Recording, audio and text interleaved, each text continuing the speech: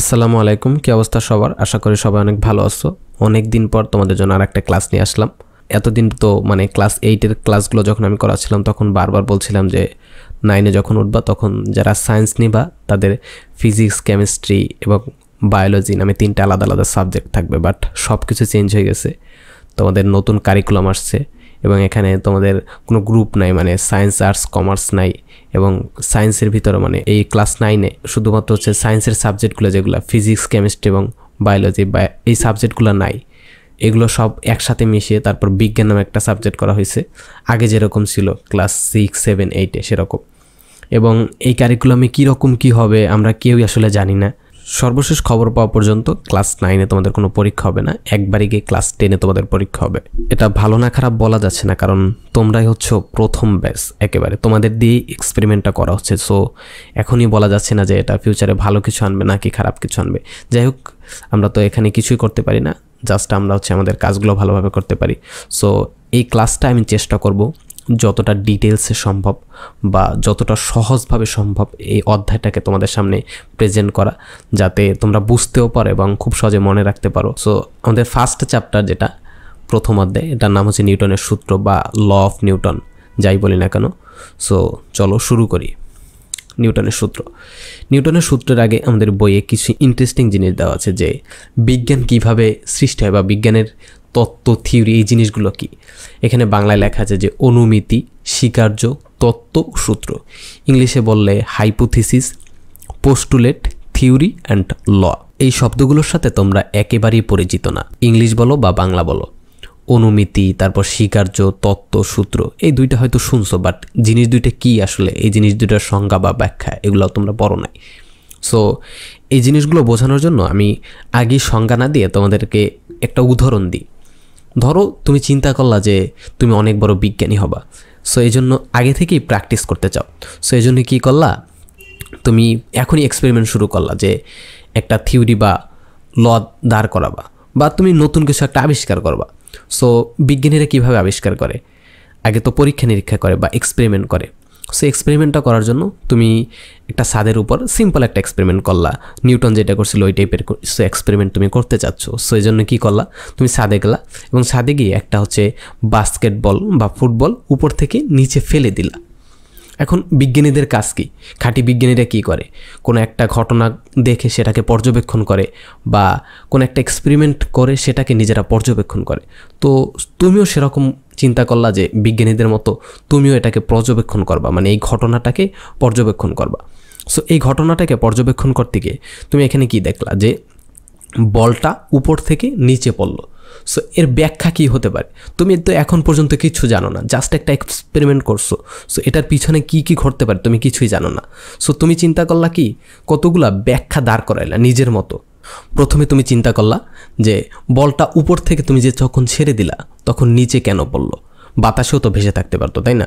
So নিচে কেন পড়লো, কিছু নিজের মতো ব্যাখ্যা দাঁড় করাইলা যে বলটা উপর থেকে নিচে পড়ছে কারণ বলটার ভিতরে ও নিজের ভিতরে কোনো শক্তি ছিল, এরকম হতে পারে। তুমি জাস্ট চিন্তা করলা, বা এরকমও চিন্তা করলা যে উপর থেকে কিছু একটা ওকে ধাক্কা দিছে, অদৃশ্য কিছু একটা ধাক্কা দিছে, চিন্তা করলা জাস্ট। এবং 3 নম্বরে চিন্তা করলা যে নিচে এই মাটিতে কিছু একটা আছে, কোনো একটা শক্তি আছে যেটা এই বলটাকে উপর থেকে টেনে নিচে নামাইছে। তুমি এতক্ষণ যে চিন্তাটা করলা, এই চিন্তাটাই হচ্ছে অনুমিতি বা হাইপোথিসিস। ইন্টারেস্টিং না ব্যাপারটা? সো এই দেখো, অনুমিতি বা হাইপোথিসিস, এটার সংজ্ঞাটা কি, এটার আরেকটা বাংলা হচ্ছে অনুমিতি বা অনুকল্প। সো যাই হোক, দেখি অনুমিতি বা হাইপোথিসিস জিনিসটাকে। একটু আগে যেটা বললাম যে তুমি যে এতক্ষণ যেই একটা ঘটনার পিছনে যে যুক্তিটা দাঁড় করাইলা, ওইটা হচ্ছে অনুমিতি বা হাইপোথিসিস। এটার সংজ্ঞাটা কি, এই যে এইখানে এটাই লেখা আছে যে বিজ্ঞানীরা তাদের পর্যবেক্ষিত ঘটনার কারণ সম্বন্ধে ব্যাখ্যা প্রদানের জন্য অনেক সময় পূর্বে আবিষ্কৃত প্রাকৃতিক নিয়ম, পূর্বে আবিষ্কৃত কোনো কিছু বা প্রাকৃতিক নিয়মের সাথে সামঞ্জস্য রেখে, যেই ঘটনাটা ঘটছে ওইটার সাথে সামঞ্জস্য রেখে কিছু অনুমান করেন। এই অনুমানগুলোকে বলা হয়ে থাকে অনুকল্প বা অনুমিতি।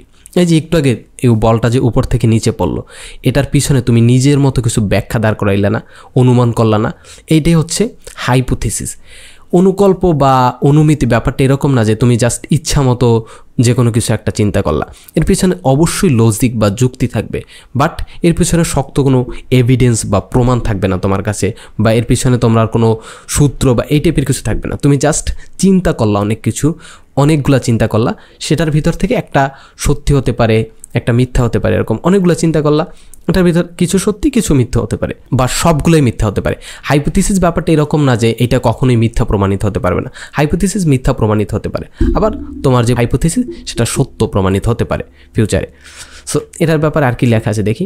অনুকল্পগুলো পর্যবেক্ষিত ঘটনার প্রাথমিক ব্যাখ্যা প্রদান করে। এই যে প্রাথমিকভাবে তুমি যেই কাজটা করলা এটার কিন্তু একটা ব্যাখ্যা প্রদান করছে, তুমি যেই তিনটা চিন্তা করলা এগুলো হচ্ছে হাইপোথিসিস। আর একটা কি লেখা আছে দেখি।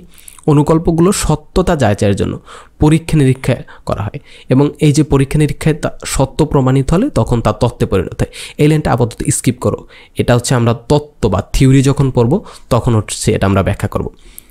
এরপর লেখা আছে পর্যবেক্ষণ দ্বারা অনুকল্প সমর্থিত হতে পারে আবার বাতিল হতে পারে। একটু আগে যেটা বলছিলাম যে তুমি যে হাইপোথিসিসগুলো দাঁড় করাইলা ওইটা হচ্ছে সত্য হতে পারে বা মিথ্যা হতে পারে, মানে তুমি অনেক পরীক্ষা নিরীক্ষার পর এটা একেবারে বাতিল ঘোষণা করতে পারো, মানে দেখলা এটার সাথে কোনো মিলই নাই। তুমি অনেক এক্সপেরিমেন্ট করার পর আরও এক্সপেরিমেন্ট বা পরীক্ষা নিরীক্ষা করার পর দেখলা যে এটা আসলে সত্যি না, তুমি যে চিন্তাগুলো করলা এটার একটাও সত্যি না, এরকম তো হতে পারে।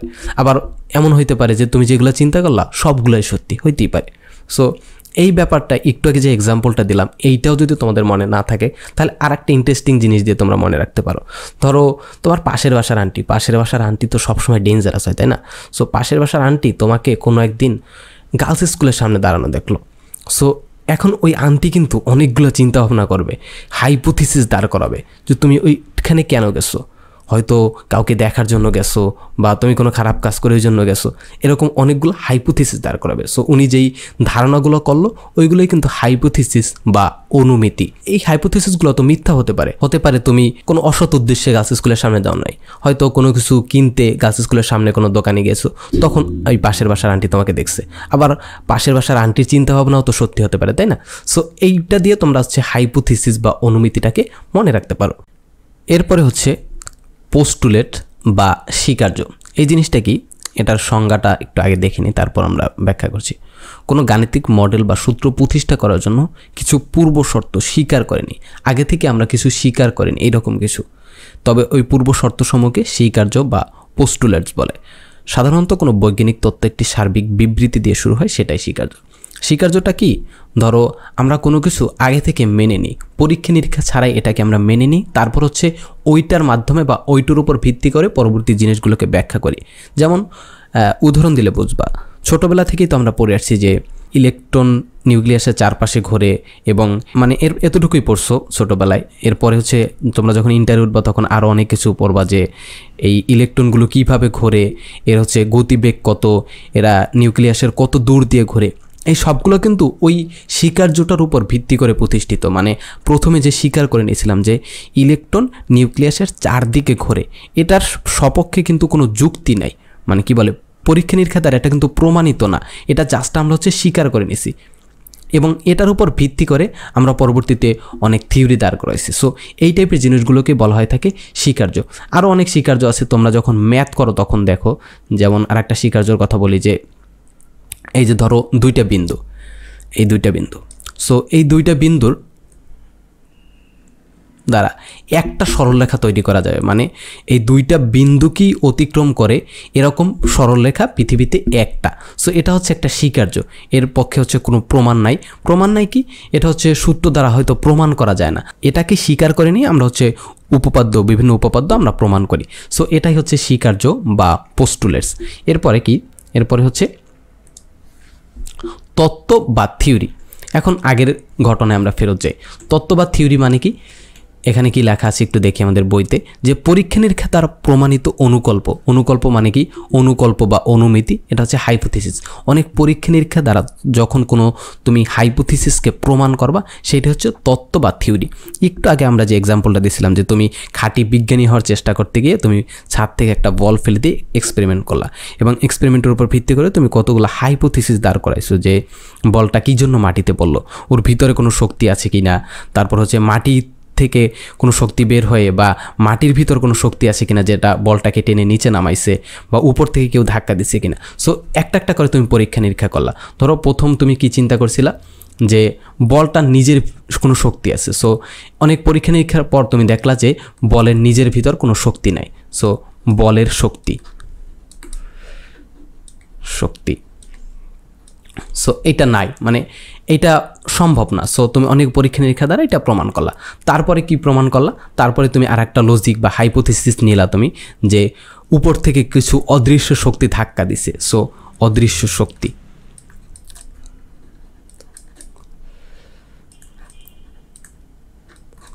সো এইটাও ক্রস, কারণ এইটাও তুমি পরীক্ষা নিরীক্ষার মাধ্যমে প্রমাণ করলা যে উপর থেকে কোনো অদৃশ্য শক্তি ধাক্কা দেয় নাই।